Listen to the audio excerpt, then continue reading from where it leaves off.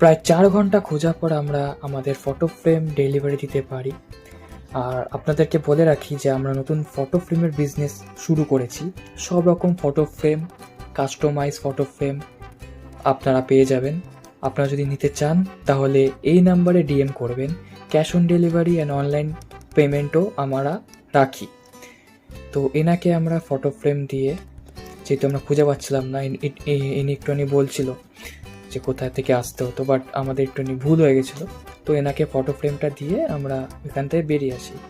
বেরিয়ে এসে আমরা ঠিক করি যে কোথায় যাওয়া যায়।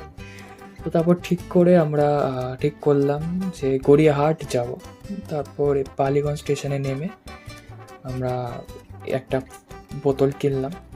তারপর এখানে একটা ক্যাফেতে ঢুকলাম, গড়িয়াহাটেই আছে।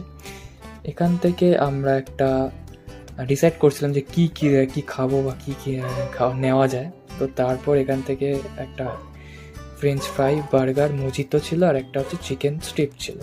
তো ওইখান থেকে আমরা খেলাম। বেশ খাবার ভালো ছিল, অ্যাফোর্ডেবল ছিল, কোয়ালিটিও ভালো ছিল, ভালো খেতে ছিল অল ওভার। তারপর এখান থেকে আমরা বেরিয়ে আসি। আর আমরা এখান থেকে একটা জলের বোতল, আমরা স্টেশন থেকে একটা জলের বোতল কিনেছিলাম। এবার জলের মধ্যে একটা পোকা টাইপ কিছু একটা ছিল, তো সেটাকে ফেলে, মানে জানি না কী ছিল, বাট ওইটাই আমরা অ্যাভয়েড ফেলে দিলাম। তারপর আমরা এখান থেকে হাঁটতে হাঁটতে গড়িয়াহাটটা ঘুরলাম। গড়িয়াহাটে অনেক মার্কেট ছিল, অনেক কিছু ছিল, একদিনে এক্সপ্লোর করা যেত না। তো তারপর আমরা আবার চলে আসি হচ্ছে শিয়ালদা স্টেশনে। তারপর আমরা শিয়ালদা স্টেশন থেকে বাড়ি চলে এলাম, আগরপাড়া স্টেশনে নেমে। তারপর এখান থেকে আইসক্রিম খেয়ে বাড়ি চলে গেলাম। আপনাদের যদি ব্লগটা ভালো থাকে তাহলে সাবস্ক্রাইব করবেন আর জানাবেন যদি আপনারা ফটো ফ্রেম নেন।